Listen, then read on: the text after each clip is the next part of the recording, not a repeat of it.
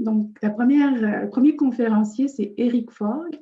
Eric Forgue a obtenu son doctorat en sociologie à l'Université de Montréal. Depuis 2012, il est aussi le directeur général de l'Institut canadien de recherche sur les minorités linguistiques, où il était aussi, avant cela, directeur adjoint et chercheur de 2003-2012. Ses travaux portent notamment sur le développement des communautés en contexte minoritaire et, à l'intérieur de ça, la gouvernance, l'engagement linguistique, les services en français, les disparités de revenus et la migration. Mais depuis 2018, il s'intéresse aux lieux de mémoire en contexte linguistique minoritaire et c'est donc une partie de sa recherche qu'il va nous présenter aujourd'hui. Vas-y, Eric, tu peux commencer. Bonjour, merci. Merci d'être là. Donc, je vais vous parler des expériences mémorielles qu'on a étudiées en Acadie en lien avec les expériences identitaires. Je dois bien manipuler les écrans. J'ai plusieurs écrans devant moi. Donc, ceci est le plan de ma présentation. Je vais vous dire un mot sur notre projet de recherche, vous présenter brièvement, je n'ai pas beaucoup de temps, notre perspective théorique, le cas, l'étude et quelques résultats et pistes d'analyse. Donc, c'est un projet financé par le Conseil de recherche en sciences humaines du Canada. Pour le réaliser, on a formé une équipe multidisciplinaire composée de Laura Atran-Fresco, Éric Mathieu Doucette, Michel Landry, Yves de Champlain et moi-même. On a été assistés de Joanie Leblanc et Michelle Thompson, deux étudiantes à ce moment-là. Il s'agit d'une recherche exploratoire et pour moi, c'était vraiment un tout nouveau domaine de recherche, le terrain de la mémoire. J'y fais mes premiers pas, mais j'aime beaucoup, je découvre et je trouve ça très stimulant. Donc, le travail de mémoire en Acadie, qui est notre terrain d'étude, comme nous l'indique Caroline Isabelle Caron, qui a aussi fait des travaux sur le sujet, ce sont surtout les grandes commémorations nationales en Acadie qui ont fait l'objet d'études. Je la cite, « Depuis les années 1990, la très vaste majorité des études sur les commémorations acadiennes se sont bornées avant tout aux conventions nationales acadiennes et au bicentenaire de la déportation en 1955, les grands événements commémoratifs. Ces études ont permis de montrer en quoi le travail de mémoire participe à la construction identitaire du peuple acadien. Mais par ailleurs, il y a aussi plusieurs initiatives locales qui visent à mettre en lumière, à valoriser et à faire connaître des épisodes historiques et des lieux de mémoire locaux qui ont moins fait l'objet d'études. Mais c'est ce qui nous a intéressés ici. Donc, nous avons voulu analyser le lien entre la participation à des activités culturelles à vocation mémorielle, des activités mémorielles pour aller plus vite, et l'identité des participants dans un contexte linguistique minoritaire. Comment un travail de mémoire effectué tant par les organisateurs de ces activités que par les participants peut se vivre comme une expérience identitaire. Donc, le travail de mémoire se fait souvent dans des lieux de mémoire qu'on a définis suivant la définition de Pierre Nora, donc qui renvoie à une unité significative d'ordre matériel ou idéal, dont la volonté des hommes et des femmes, je rajoute, ou le travail du temps a fait un élément symbolique du patrimoine mémoriel de la communauté acadienne. Vous voyez que j'ai adapté la définition. Pour saisir les activités mémorielles, on peut distinguer trois dimensions du lieu de mémoire et des activités qui les entourent. Donc, il y a la dimension physique, matérielle, qui renvoie aux traces de la présence historique d'une communauté. Il y a la dimension narrative, composée de récits historiques qui racontent le passé du lieu et des communautés qui y ont vécu. Et la dimension symbolique qui mobilise des symboles collectifs. Et le lieu comme tel est un symbole participant de la construction identitaire d'une communauté. Notre cas à l'étude, donc on a suivi la journée de la commémoration de la déportation des Acadiens et des Acadiennes, le 28 juillet. Jean Godette organise ce qu'il appelle une caravane qui est composée de plusieurs voitures où des personnes intéressées le suivent pour visiter différents lieux de mémoire en Acadie. D'une année à l'autre, l'itinéraire change. Nous avons participé aux caravanes de 2016 et de 2017. Nous avons observé des lieux de mémoire et interviewé des personnes ressources dans ces lieux de mémoire et des participants aux caravanes. À certains arrêts d'itinéraire, une cérémonie ou des activités d'accueil sont organisées par Jean Godet ou des gens de la communauté qui accueillent la caravane. Donc ici, on peut voir l'itinéraire de la caravane en 2017. Le point de départ, c'est le monument de l'Odyssée acadienne à Dieppe, en haut. Le deuxième arrêt a été à Orton Landing, à Grand Pré, un des lieux de la déportation. Ici, nous avons profité de l'arrêt pour faire une observation participante aussi à Grand Pré, où il y avait plusieurs activités. Le deuxième arrêt, c'est à l'Université Sainte-Anne, où il y avait déjà un monument d'Odyssée acadienne. Donc, on a fait un arrêt, il y avait le dévoilement d'une plaque à côté du monument. Et le dernier arrêt, c'était à West Pimlico, Pimlico Ouest, dans le sud de la Nouvelle-Écosse. Et nous sommes restés, donc là, c'était le dévoilement d'un nouveau monument. Et nous sommes restés jusqu'au dimanche suivant, le 30 juillet, pour assister à une messe commémorant le 250e anniversaire du retour des Acadiens après leur déportation sur leur terre dans la région, donc à partir de 1767. Ici, on voit le monument à Dieppe, où se tient une courte cérémonie en début de journée. C'est tout le matin, à peu près 8 heures, j'imagine, si je me souviens bien. On voit l'organisateur ici, Jean Godet.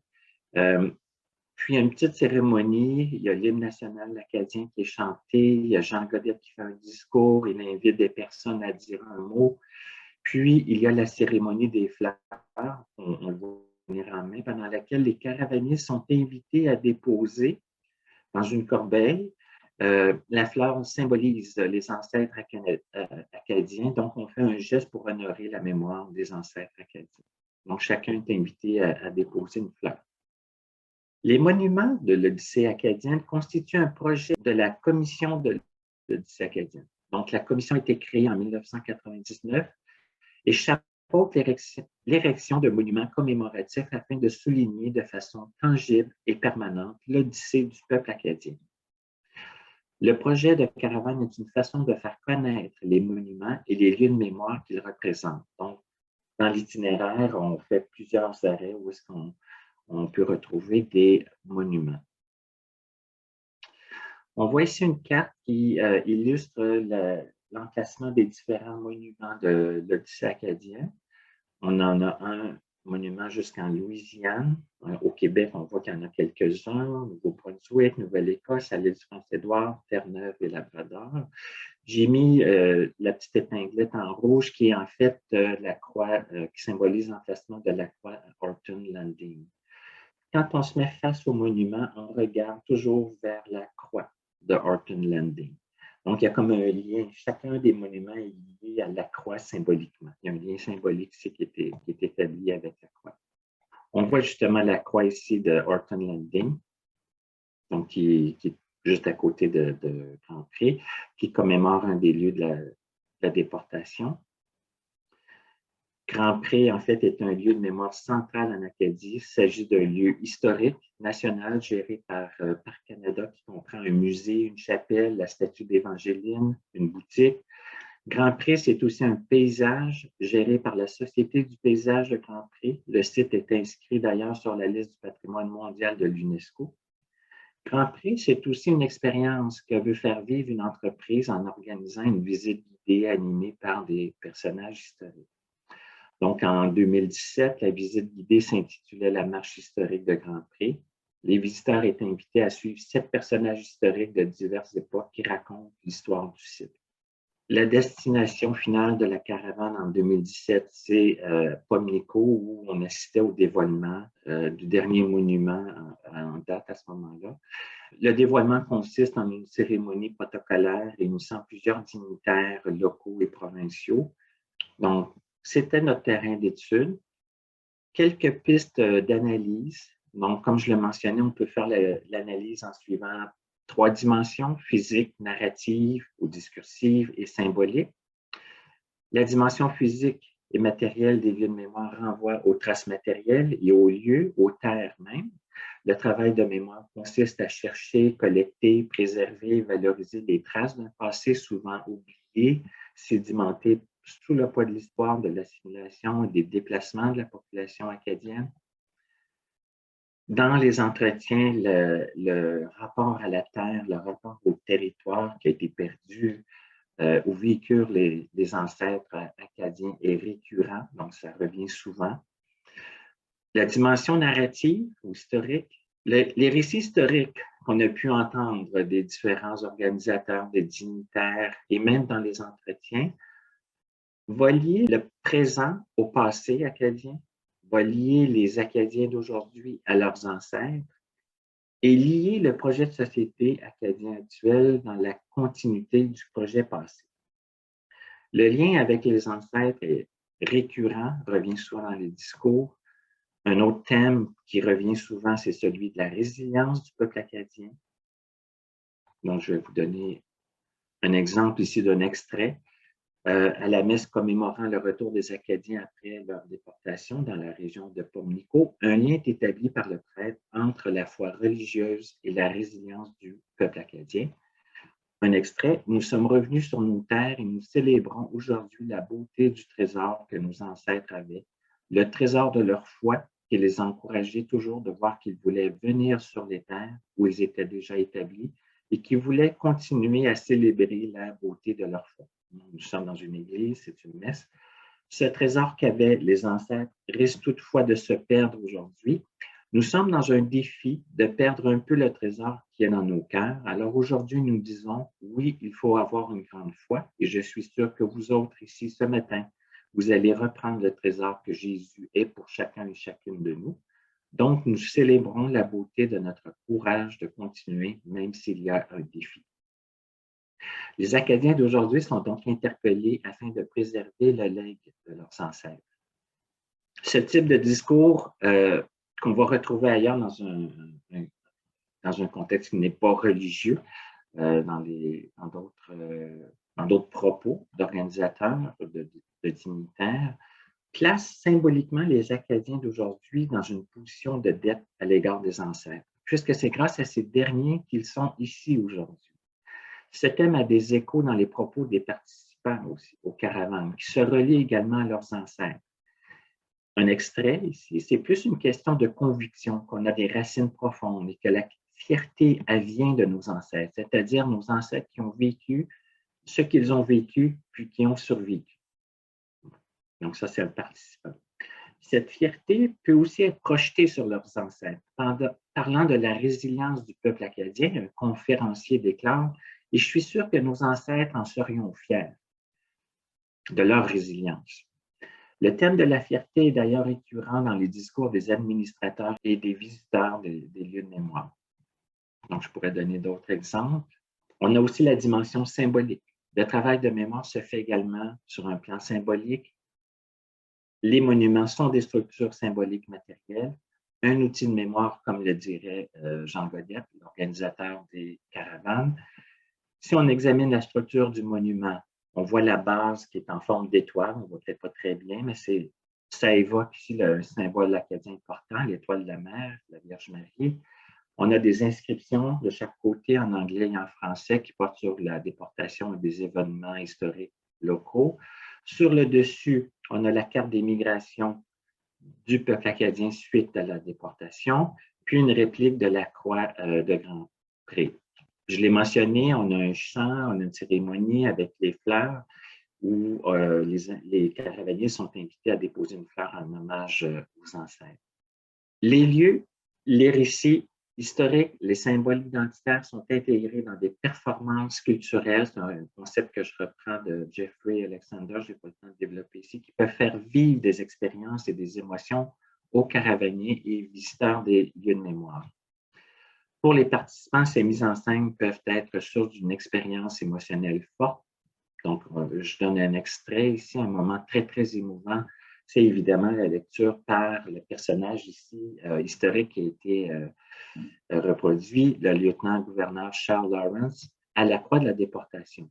Quand il est arrivé, il a monté solennellement près du socle de la croix de la déportation, puis il a lu exactement le texte qui avait été lu dans les livres de Grand Prix en 1755. Ça a été une partie vraiment très ressentie. Un autre extrait ici. Donc, on avait probablement les larmes aux yeux de dire, on a entendu parler de déportation des Acadiens, mais même si on parle de déportation d'Acadiens, il n'y en a pas beaucoup qui ont été déportés autour de nous, alentour de nous autres. C'est de l'histoire loin, mais en voyant ça, on dirait que c'est quasiment tangible. Ça, c'est un élément que je trouve qui revient et qu'on a voulu faire ressortir. Donc, la Terre, c'est un trait d'union avec le passé. Là, je crois que je dois accélérer un peu. Le fait d'être sur les terres est des terres où vécurent les communautés acadiennes. C'est une expérience émouvante. C'était un moment vraiment privilégié d'être sur le lieu de la déportation, puis d'avoir une atmosphère aussi, une température et de voir physiquement les arbres, la terre, l'herbe, tout ça, puis de penser que nos ancêtres n'avaient pas d'autre milieu de vie que celui-là.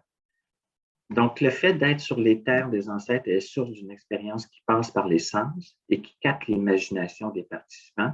La signification du lieu et les traces matérielles laissées par les ancêtres rendent le passé plus concret.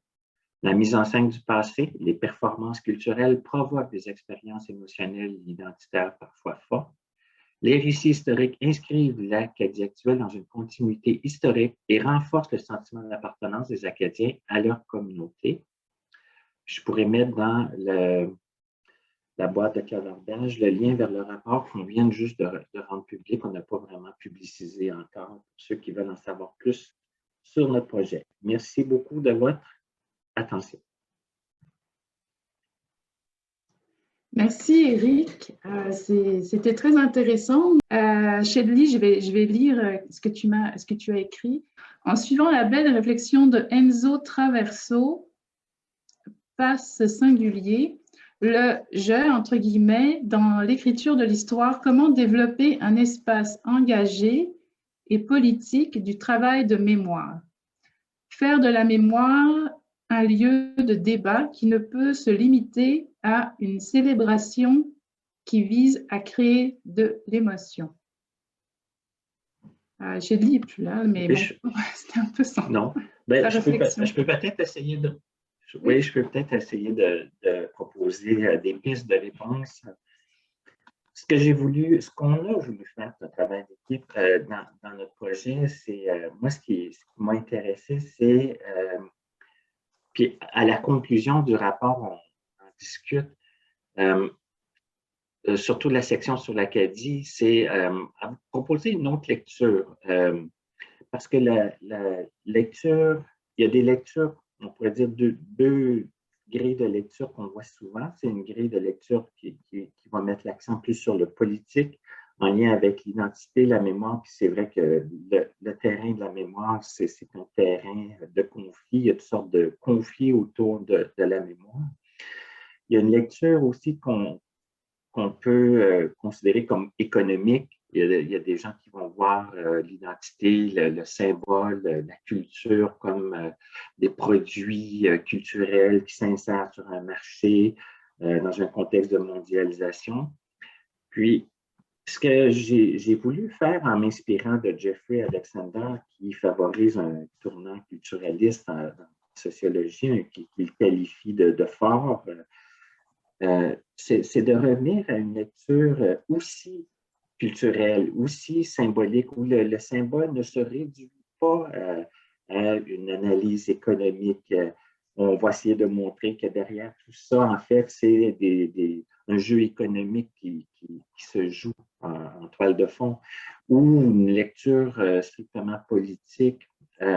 Donc, j'ai voulu montrer que c'est aussi une expérience identitaire. C'est une approche beaucoup plus compréhensive qu'on a suivie. C'est de partir de ce que nous disaient les gens, de ce qu'on observait.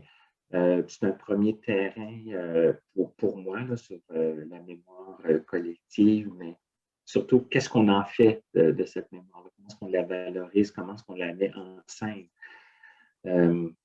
Donc, d'aller voir l'impact que ça peut avoir chez les gens qui font ce travail, qui font une démarche puis qui peut avoir une résonance identitaire, comme on l'a vu brièvement dans la présentation. Dans le rapport, on le voit un peu plus en détail, là, une résonance identitaire assez forte dans certains cas. Donc, je ne sais pas si ça répond aux commentaires de Shadi, sinon Shadi pourra reformuler. Merci, Éric. Donc, je vais passer la parole à Alain.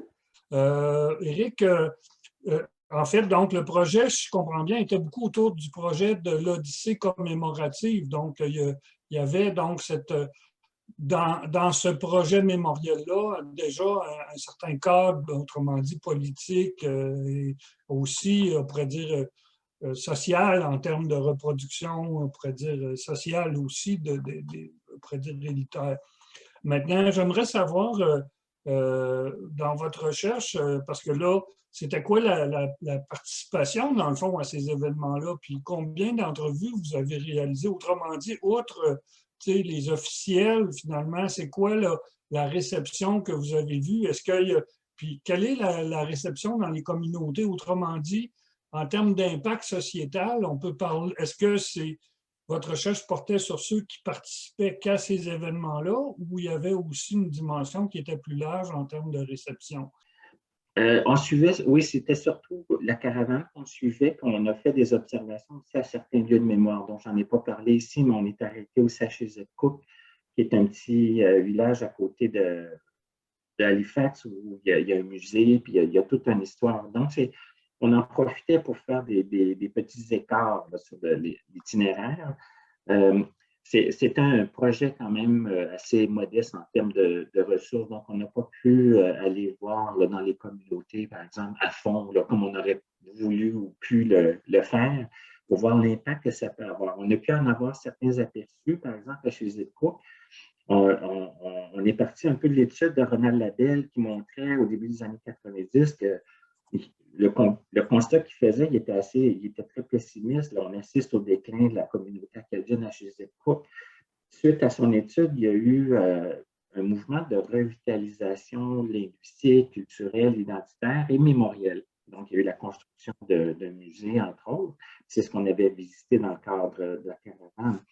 Donc, ça permet de voir qu'il peut y avoir un impact sur la communauté. On ne l'a pas mesuré avec tous les outils méthodologiques qu'il faudrait, mais on a pu l'observer quand même.